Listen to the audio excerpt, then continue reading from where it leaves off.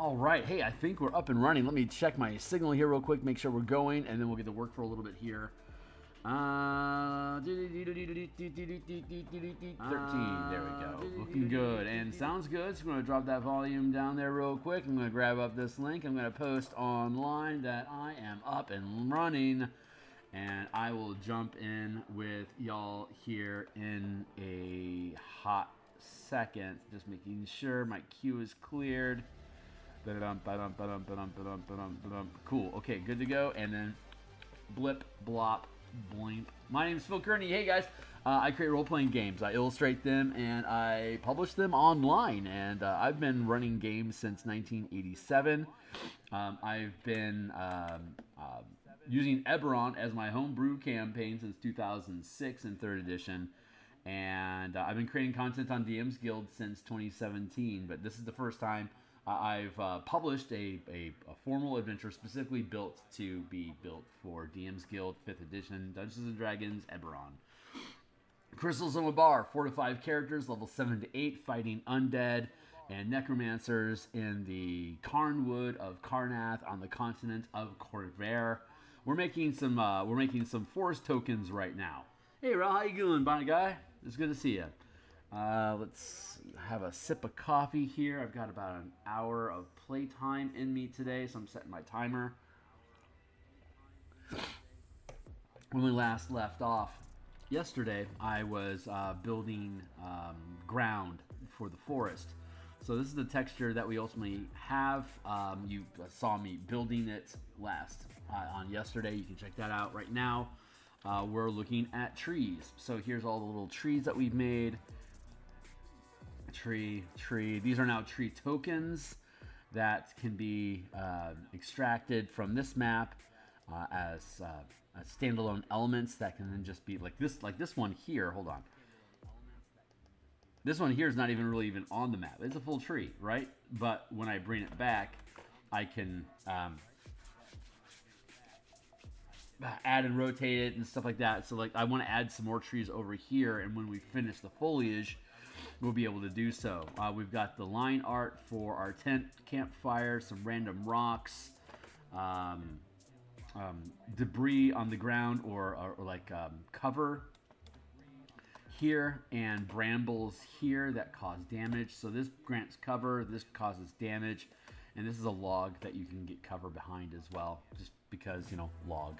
So we're going to build out trees. I had referenced the work that I had done back at episode 132, 133, 134 when we were building the village map to create these different tree effects. And just from yesterday, here is a quick shot of the village that we had created. All these lids lift off. This is just a JPEG, so it's not dynamically active. But this is the sheriff's depot. This is the commons area and the mayor's home. This is stables for visitors. Let's see. This is a blacksmith. This is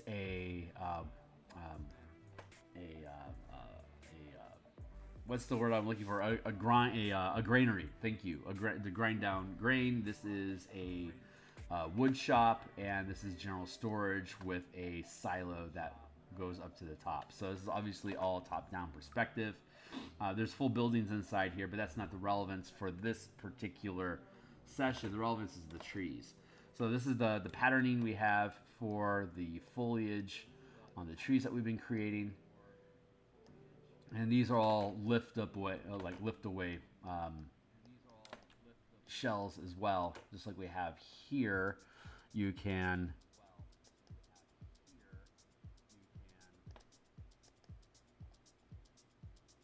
like there. That's a separate. That all there is a bump. That's a separate layer here. So underneath that layer is the actual tree itself and the ground that it occupies. You see the line that distinguishes its canopy area, but as far as like lifting the hood so characters can run around underneath the tree, that's a common theme that we have for all the roofs and buildings and structures throughout this adventure. So that if you're outside of the building, the DM leaves the lid on. When you walk into the adventure, you lift the lid off, just like a role-playing game on a computer, like Guardians of the Ancients or XCOM. Any of them, they all have like this tearaway that you can see into the space that your characters walk. Makes sense. Same method. All right. So anyway, Bob's your uncle. Let's get back to design here and make this thing happen. So let's see. Here are the different splotches that we're using. I'm going to drop down here and conceal the ground for a moment so this stuff becomes easier for me to see. So this is our base color. And this is the next material that we want to use. So let's go here. This is the color that I want. It's going to have 50% opacity when I'm done with it. I'm going to use the brush that I have marked there, which is here, my foliage spin brush. We're going to take the size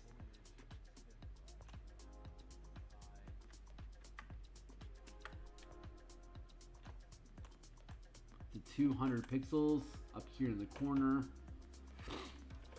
Over here, 200 pixels. There we go. But it's a match. Let's get my pen so you can do spin brush stuff. Line this up.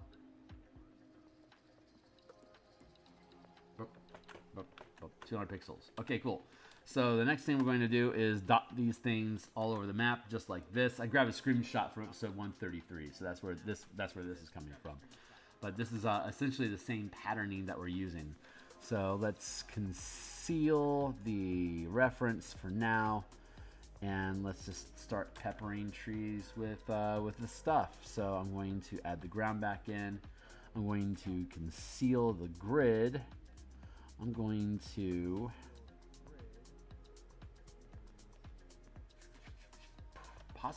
maybe I'll just dot the entire thing.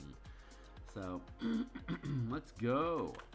We're going to start off at 100%, and then it's going to drop to 50, so we can go here and drop it down to 50%. There. And we don't have to worry about staying between the lines because we're just going to outline the tree and then delete it. Right now, I'm just creating little fill-in effects here, right? So, Rel, I know this will be relevant to you. We've got all of the exploits updated for the martial power system. I am pretty happy with. We moved some of the exploits into reactions and maneuvers, and the exploits that were movement based, we bound to the dash action. And which is just like when you take dash, when you dash, you know, basically when you take a move action. So separating it between different elements instead of like take 5 feet, use a power, take 5 feet, use a power, take 5 feet, use a power. It's now generally themed as when you decide to take the move action, you can do this thing. So it basically triggers generally once per round. So I think I'm pretty happy with that concept. I'm going to dot this out a little bit. Here, there we go. So it allowed me to preserve the level of strength that the abilities have. It since I linked them to specific action economy. They can't get at it, like you can't generate 40 mana per round for free because you're just taking a step and then getting a point of mana for doing so. We resolved that. So stronger product already. Very, very happy with it. And I'm also starting to think about layout and arrangement for the book. It's going to be a monster. Oh yeah, and I'm looking forward to seeing the exact way that they do it for the 2024 book. But it seems like, okay, so we know that fighting styles and weapon masteries, from our perspective, are all feats. Weapon masteries are literally like cantrips now. You get 2 cantrips at first level, decide what they are, and as you gain levels, you'll get access to more of them. That's basically how weapon masteries work now. So the way that we'll be able to express that when we build the book is instead of gaining a separate ability feature that allows you to prepare like 2 masteries. If you're holding those weapons, you can use them. We're reformatting it. Hold on, I want to go up to here. I want to erase this. So essentially, you're getting, like, a fighter gets like 4 feats by 2nd level. 2 weapon masteries. I think it's 2 weapon masteries plus the fighting style feat plus your origin feat. So we can just simply reword that. Instead of gaining the fighting style feats, you get X amount of abilities that can be feats, weapon masteries, or powers. And this might actually lead us, depending on when the things in the, like, fighting style, I think is at 1st level. Weapon masteries, I think, is at 1st level. That would potentially mean that fighter has 3 powers at 1st level to replace those feat and power and mastery selections. Which, of course, could be more feats and power selections, but you could also have something that you spend mana on instead if you want to lean into mana resource management.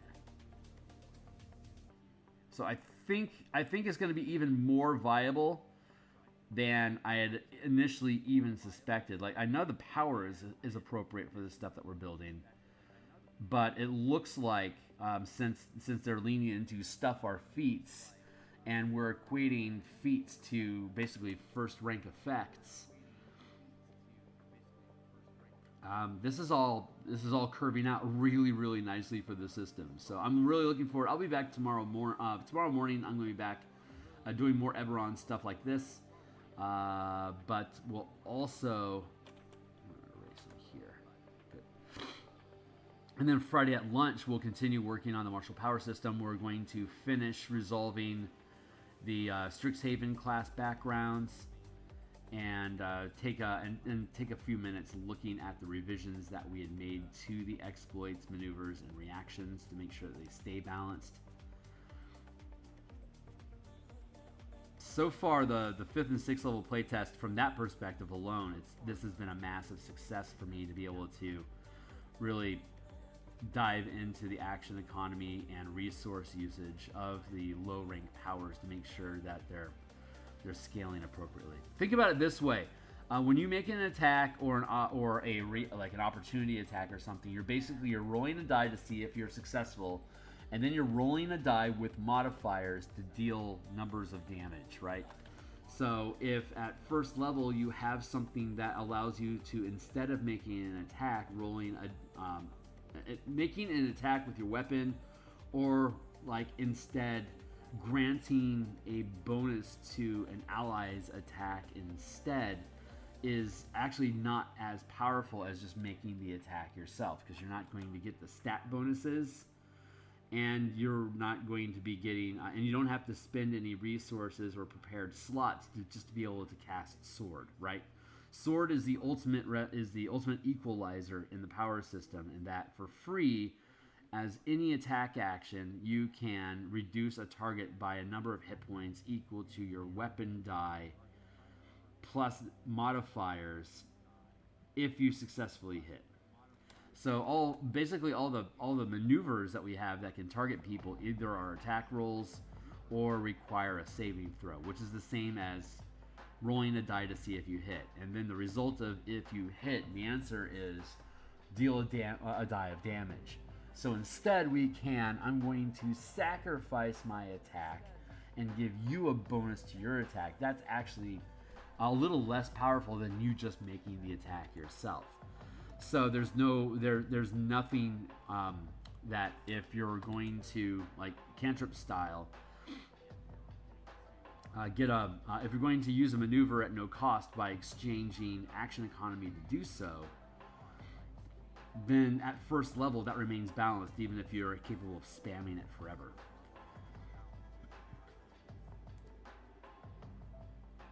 Like if I want to drop the ability to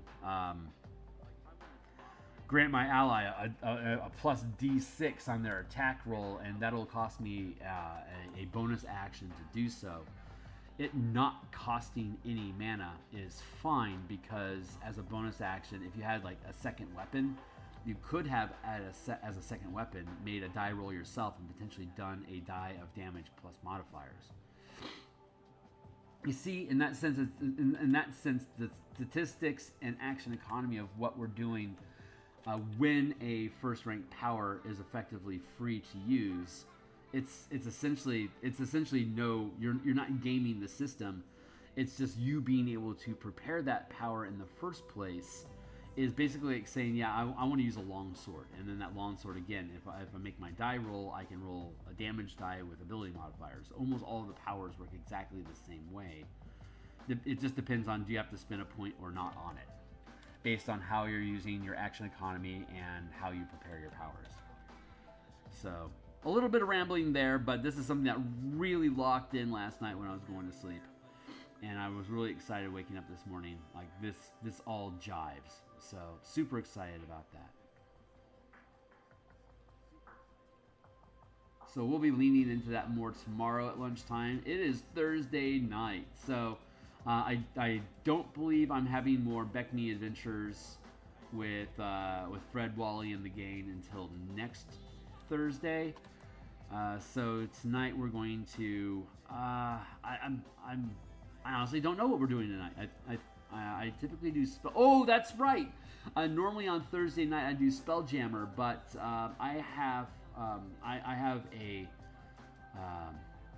my muse is intuiting with me that I want to invest time on the Spelljammer Eberron Asteroid Belt campaign that I've been running. So instead of continuing this week with the fleet battle for Vokath, I'm going to instead switch to my Eberron Spelljammer Asteroid Belt campaign and work out the mechanical processes of running a diplomat dungeon, where the characters are using conversation and exploration of conversation as a virtual dungeon space that they can navigate through rooms, through passages, to lead to different points of conversation, stuff like that. That is something that I want to lean into. So I'm going to spend an hour or so tonight just simply building out how to run a diplomacy dungeon, quote unquote.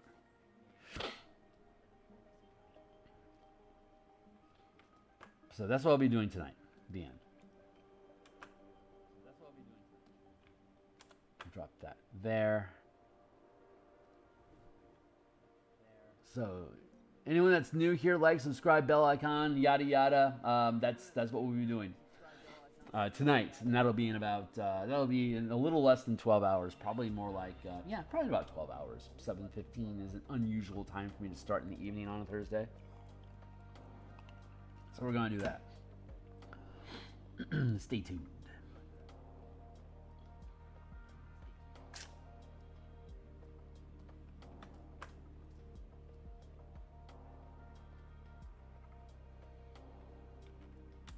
Right now, I am. Oops.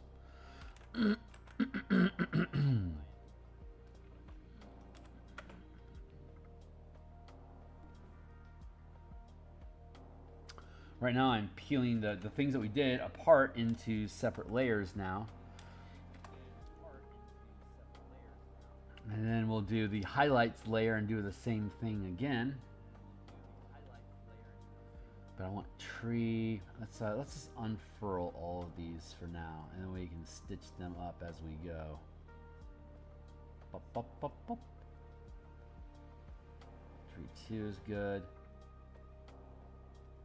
Let's drop down here.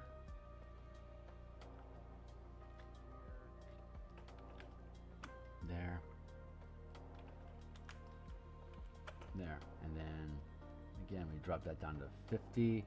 This is also skill shot training for me to be able to find the 50% mark reflexively when I press the button. We can stitch that up. We go to here. Good. And here, cut, paste. 50%. Getting better. Ro, what you got going on today, my guy?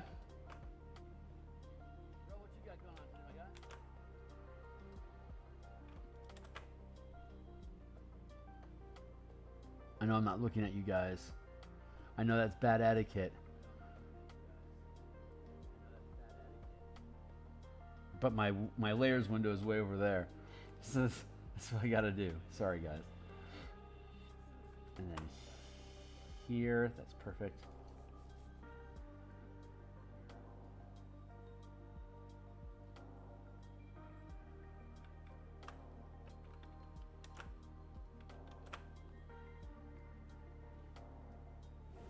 Bam, on the money. Got it.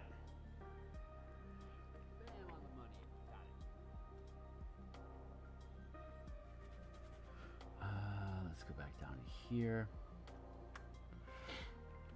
Cut, paste.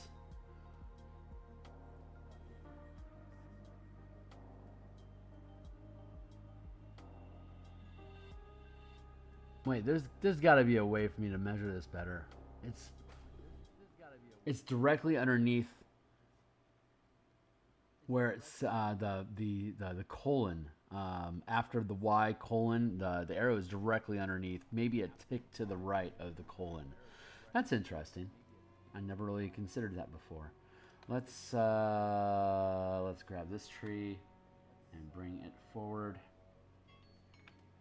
here. Oh, stupid. That was stupid.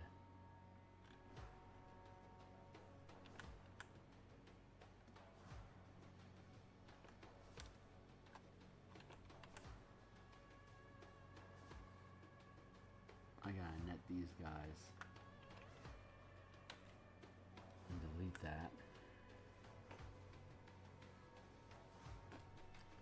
We're gonna have to come back and do these two trees.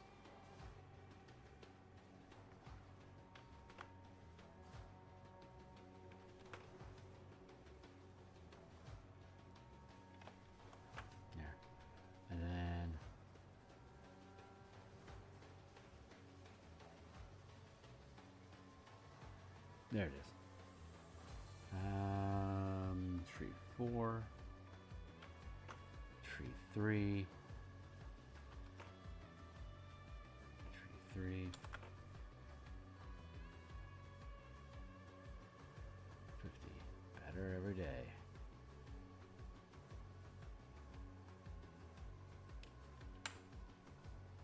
Back here. Clip that out of the way. All right, back on task.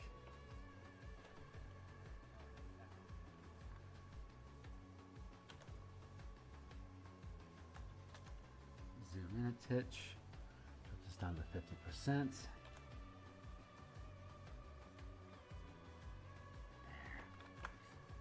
Boop, boop, boop.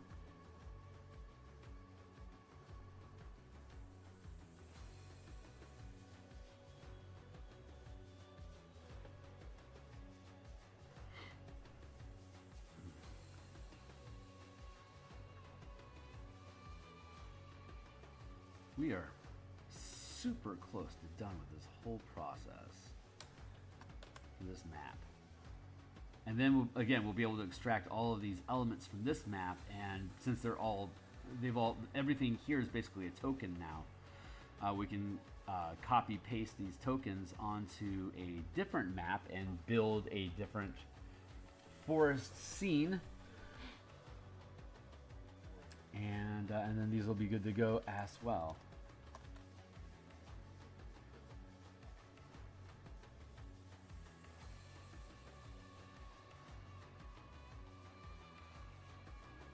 Oh, look at that. I nailed it. Nice.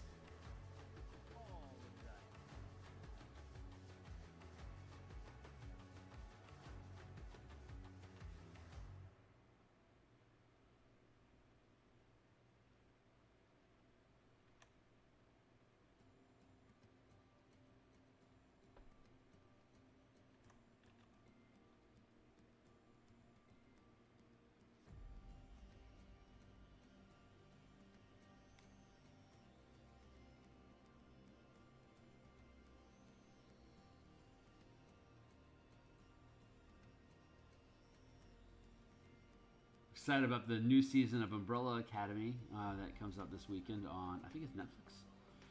It might be Prime. I don't know. Anyway, I like Umbrella Academy. It's been a really fun show. 4th season, a lot going on. Excited. More timey-wimey time travel teleporter stuff. I love that kind of activity.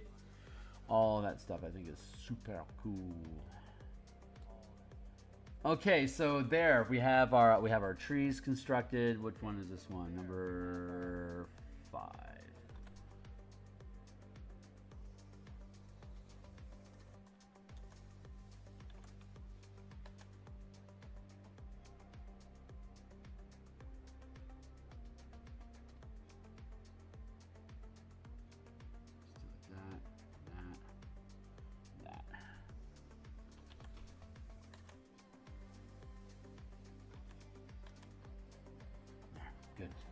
Good.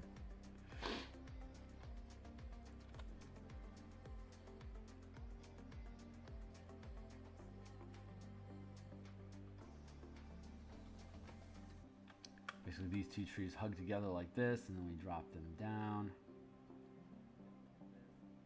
here. So they're almost touching. Almost touching, not quite. Hey, what's up? What branch of art is map making? Like the set, it's called Cartography.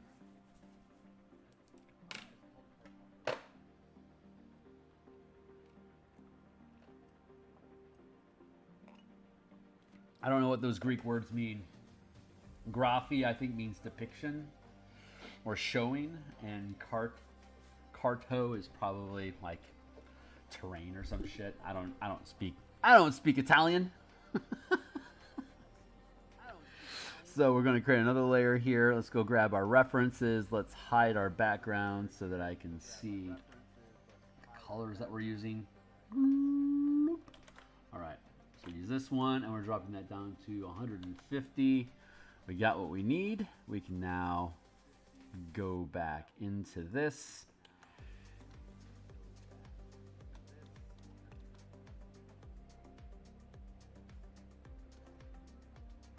Delightful.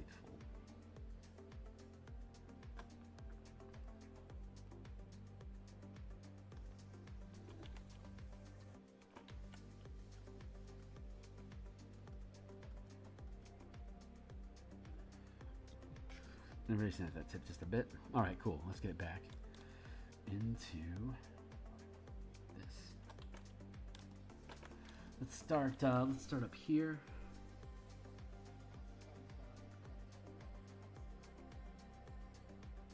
These are top highlights.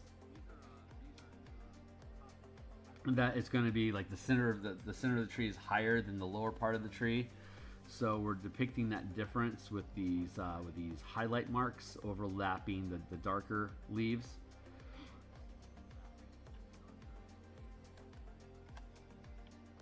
So I don't need to be thorough in covering all of the foliage, but I do want to start at the trunk and then work my way out from there, like that.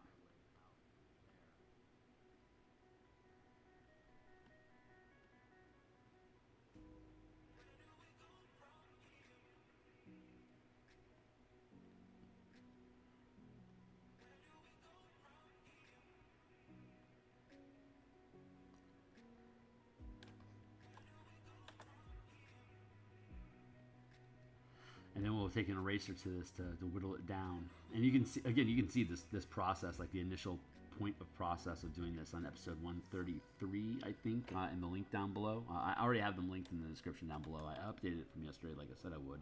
Like I said I would. And so that's all.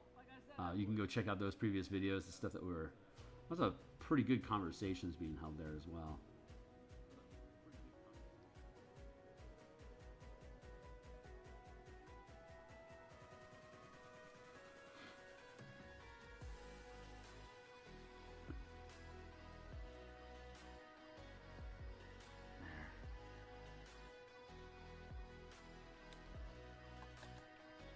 Start in the center, work our way out.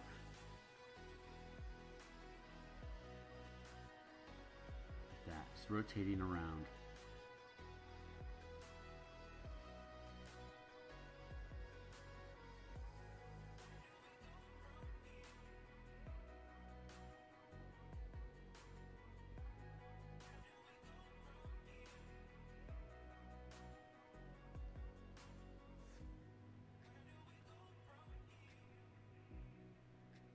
Good. And here.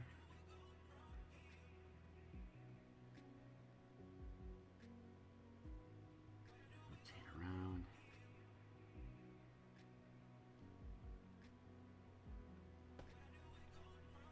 I don't have a specific protocol established for these, but I'm thinking this works pretty good. No, I don't want to do those yet. They're off screen. I'll have to build them separately myself.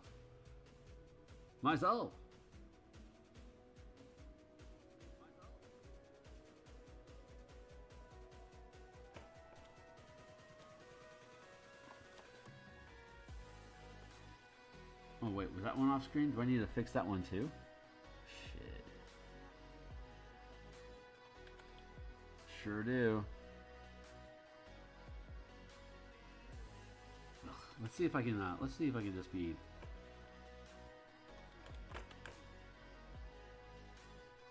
Let's see if I can just be clever. Pre-transform. Flip vertical.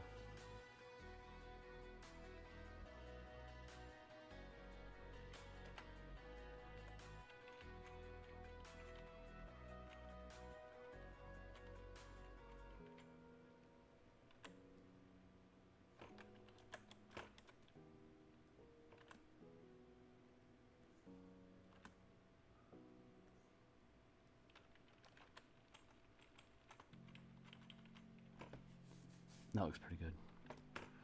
Take these two.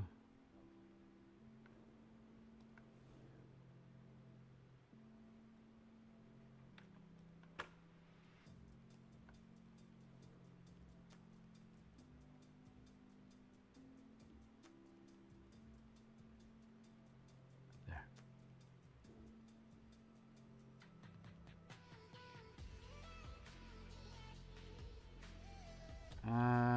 Right, so this is number 3, this is number 2.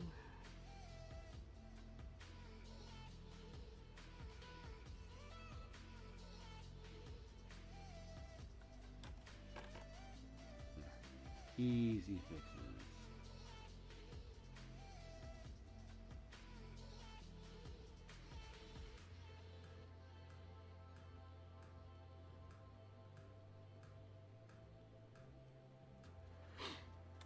Yeah, ain't bad. Here. And then we'll mess with the individual trees. 6, 5, 4.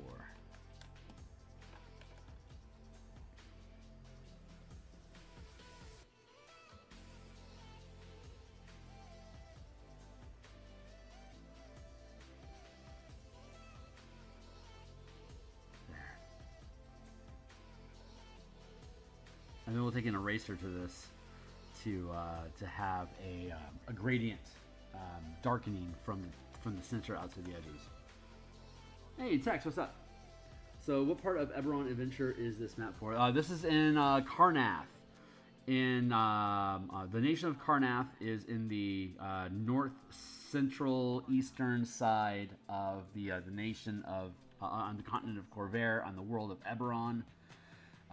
It is famous for its acceptance and utilization of necromancy during the last war.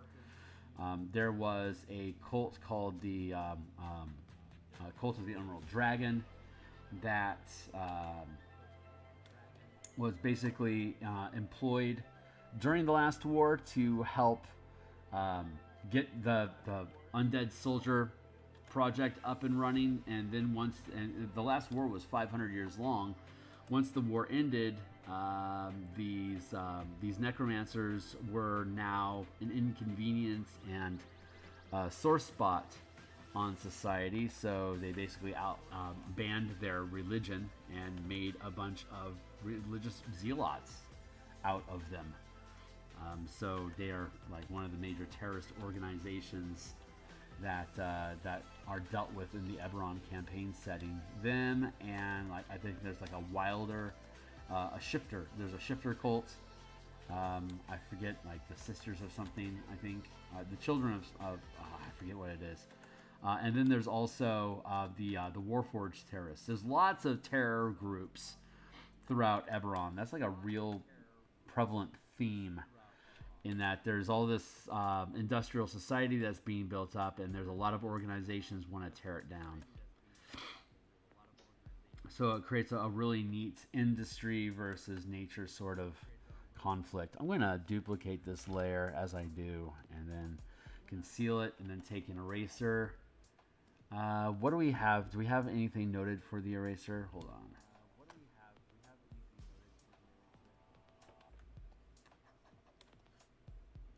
Did not provide notes about the eraser. That's okay. Unnecessary. We're going to go with the same brush that we're using to paint with. We're going to use it to delete with. So, but I think we're going to take it to 150. We're at. I'm going to go to we'll go to a 40% strength eraser, and I'm just going to start tapping at the edges and working our way inward like that.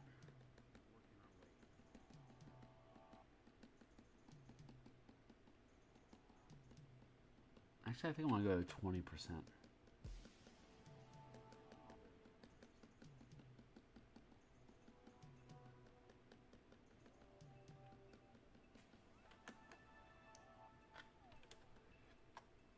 There, tree.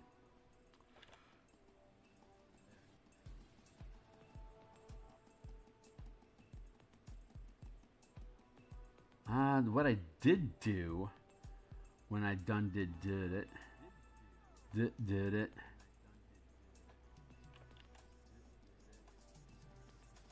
that. Let's keep reminding ourselves where the center of each tree is at, so that we can spiral towards it instead of contradicting it.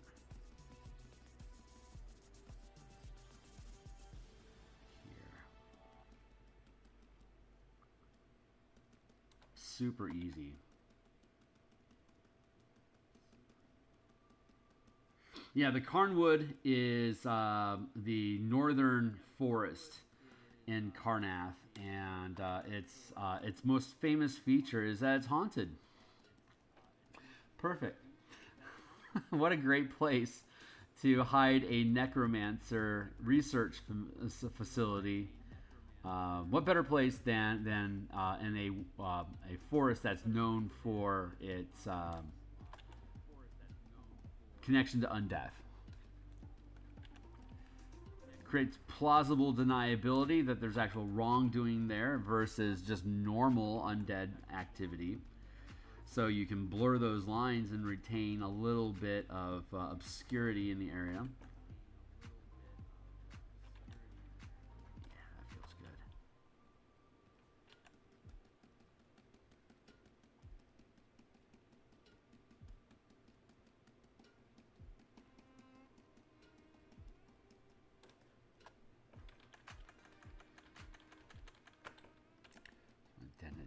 Over here. Yeah, we got a zone in here that we can pick at. A zone through here. Yeah, like that.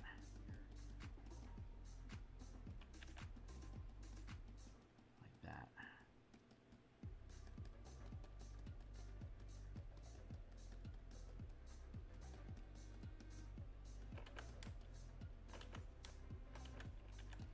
Easy peasy.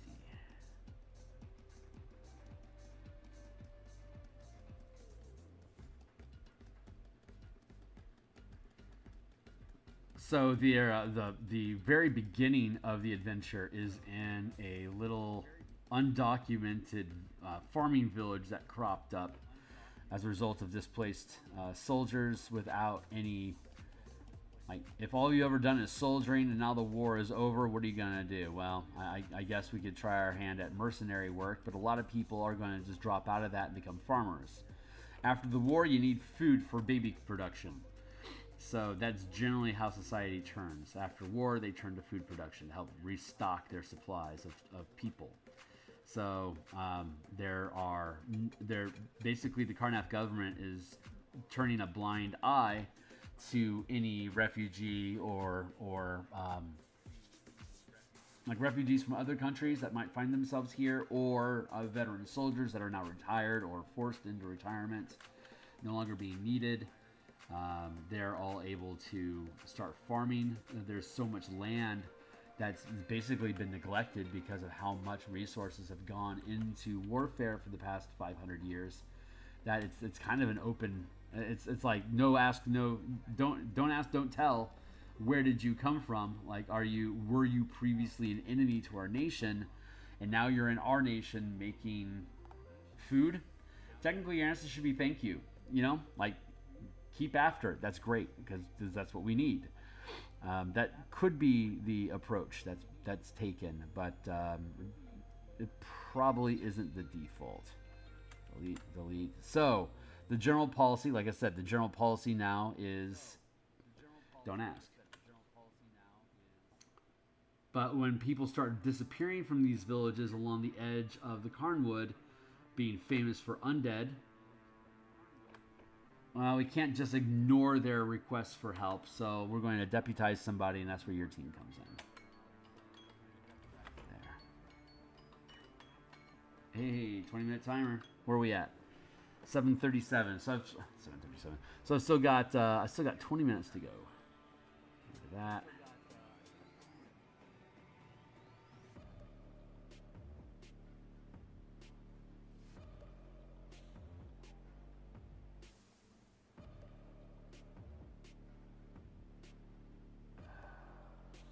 Something feels off.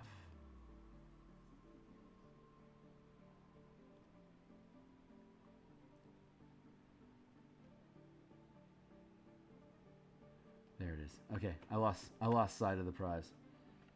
Cut, paste. There we go. Okay, I'm back into the rhythm.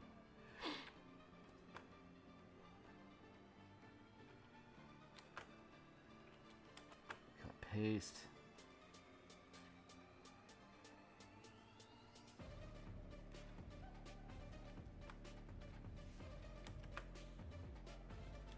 Perfect. Okay, cool. I'm back into it.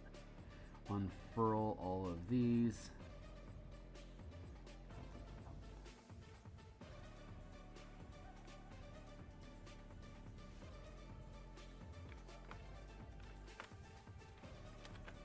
There, good. Stitch that shut. Shut. There.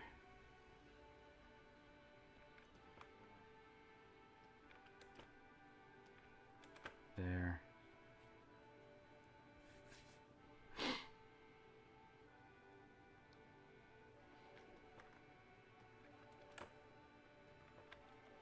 There.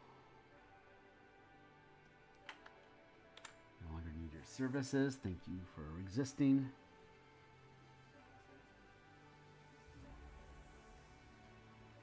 Get rid of all that.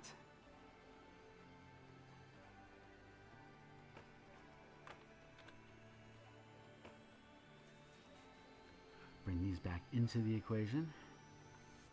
Unfurl.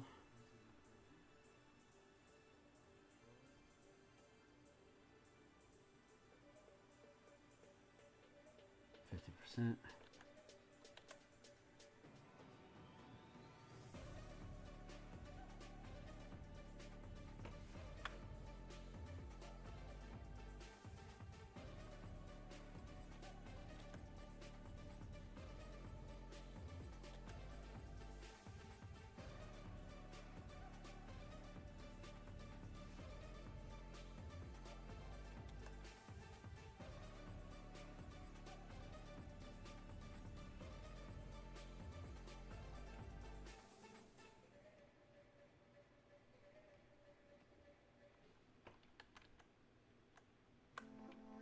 Yeah. Hold on. There we go. All right. Back on course.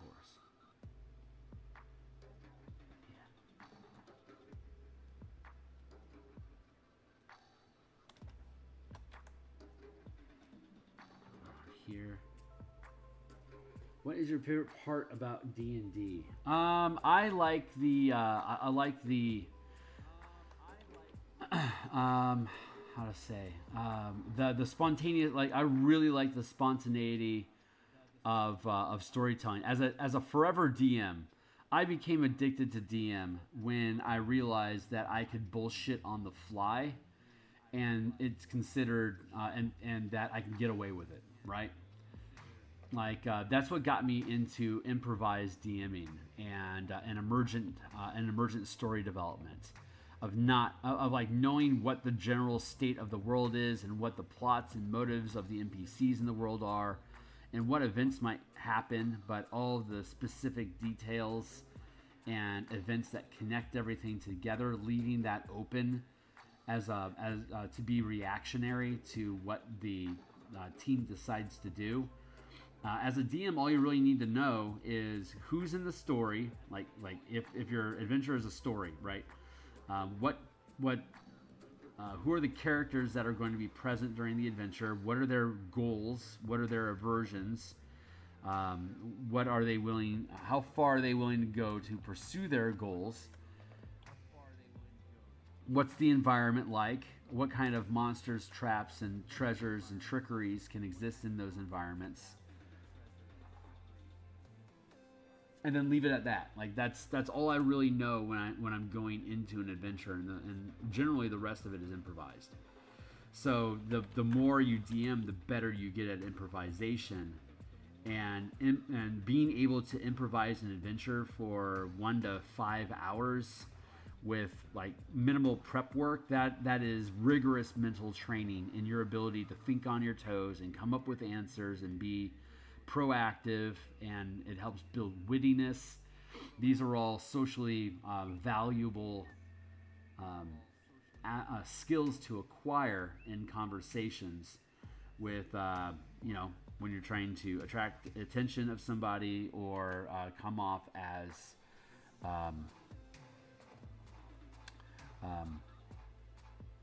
what's the word I'm looking for? Like when you want to depict competence, if you want to gain ranking in any social interaction that you're having, your ability, like humor and improvisation denote intelligence.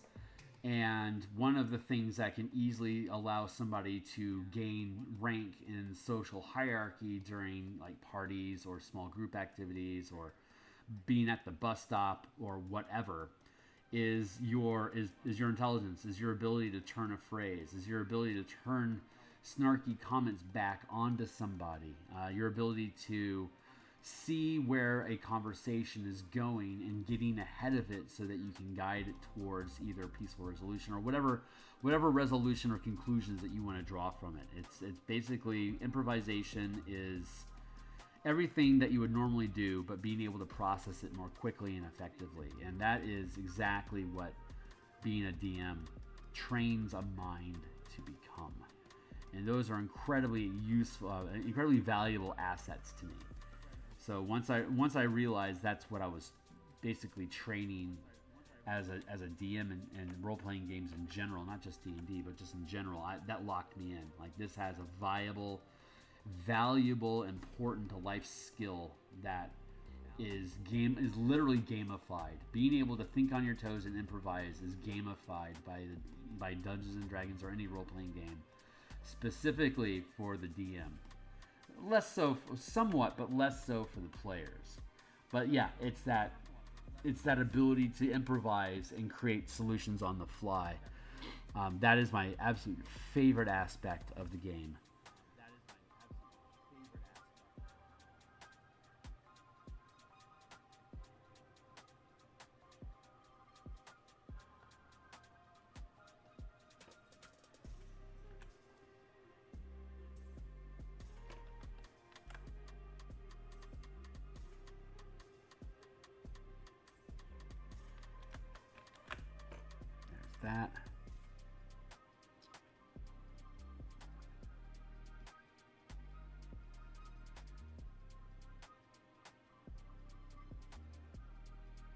Give me a second. I'm having to think for some reason. I don't want to have to think.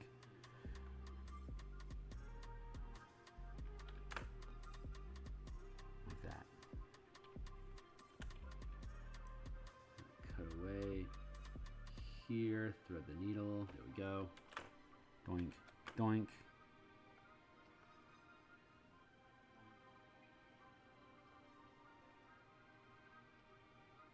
Doink. Doink. Good. Good. Good. Good. Tex, what's up? No, it doesn't. It helps you. It helps you get familiar with what your intelligence is. I guess you could say you get more intelligence. If intelligence is a depiction of being able to process and utilize information swiftly, and the more intelligent you are, the more swiftly you're able to process that information. And in that sense, yes, Dungeons and Dragons does make you more intelligent. But D&D being a storytelling social game with variables, it teaches you how you can create solutions. It's also really good about small group dynamics.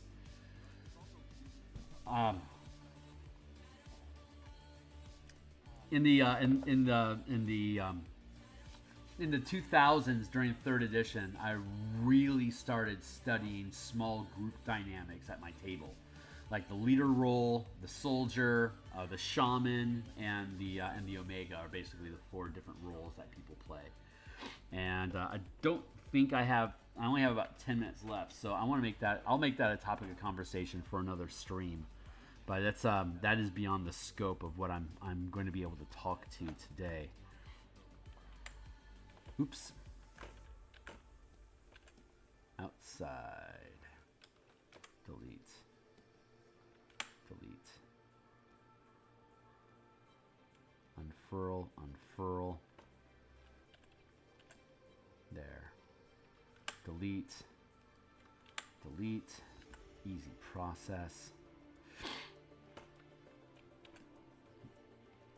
So I'm basically creating an outline. I'm selecting the area outside of this dark foliage area here.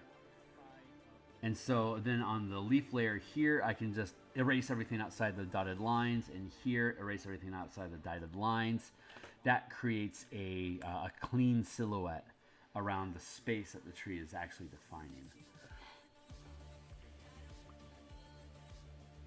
So let's unfurl these things so I can see their difference from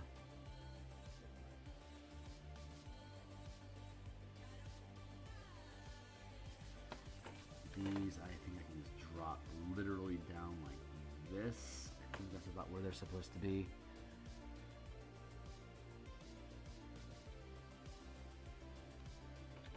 This, I believe, should be over here like that.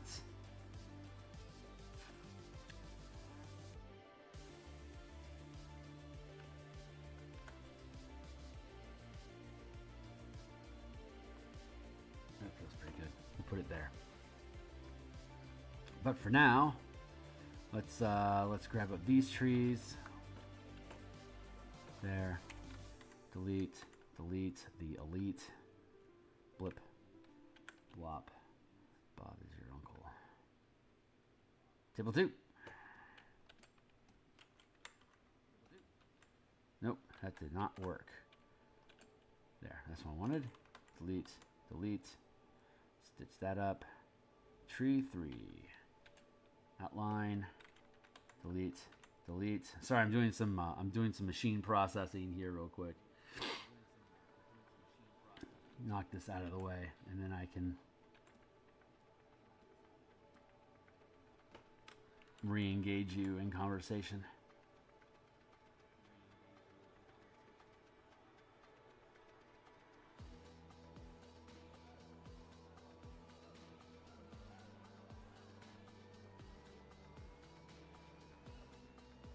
Good. Tree.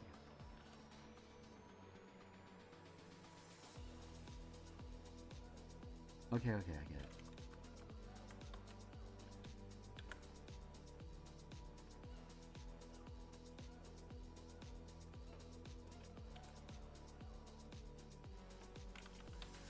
delete. Almost there, stay on target.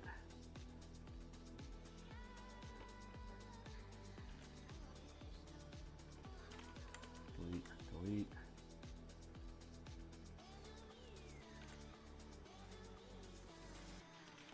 Delete, delete.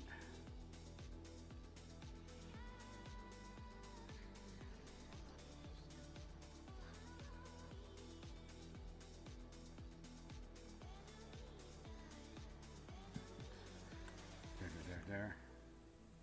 And so we can grab 5 and 6 here, I think, and bring those up.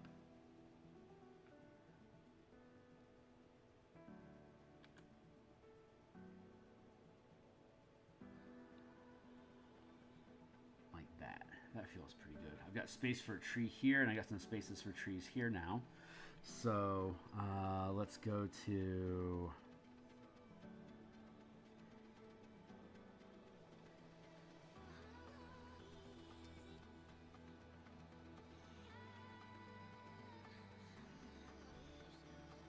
those things into position.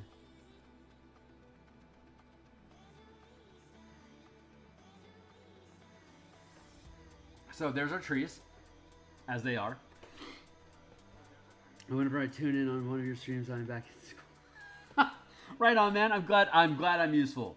Thank you. That is truly a massive compliment. So now that we have all these trees as tokens, and I'm seeing I have, like, I wanted to have a clearing in the forest, not a sparse forest. So now I can, like, for example, take this, duplicate this whole group, drop it down here. We can go tree 7, reverse. And then I can select, flip horizontal. Look at that shrubbery shrub. We just drop this guy down here into the corner. Give us a twist.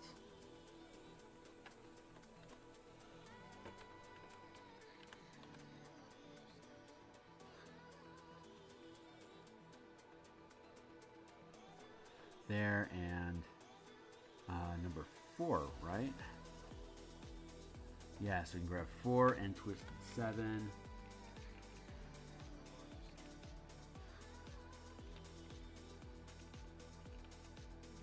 You can bring these together to make the foliage mesh, right? This foliage is growing into each other, so like I've got like little rifts inside here, dividing this clump from this clump, and we got another one that's diving in here but gets eaten up by foliage here.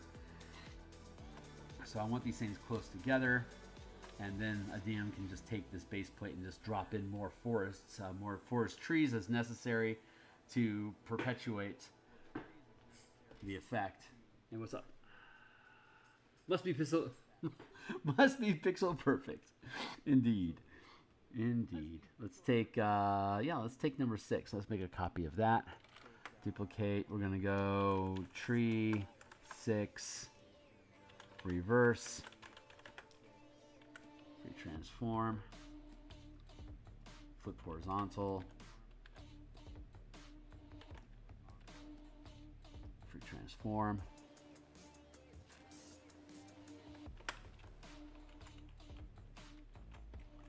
Look at that crazy good gear meshing.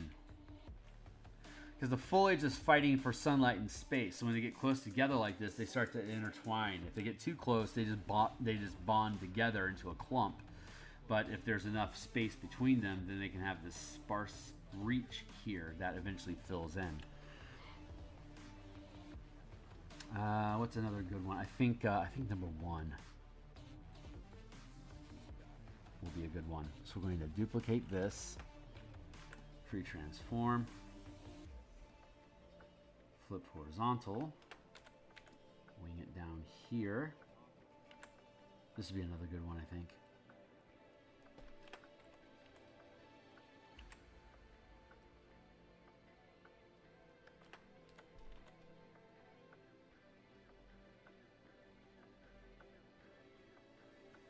Yep, they're all just growing into each other. See, decent little sparse forest. I think number 8. There we go. Let's duplicate that group, and let's call this tree 8 reverse. Free transform. Flip horizontal. Bring that to here. There.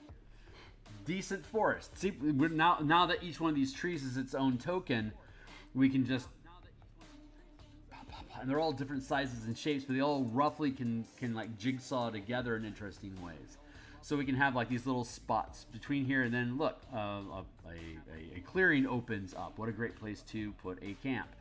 And then it can dive back into forest. So when we, it's 7:56 now, so I only have a minute left. So when we come back tomorrow, we're going to finish coloring the log, the tent, the rocks, the fire, the campfire, as well as resolve color language for foliage and thicket.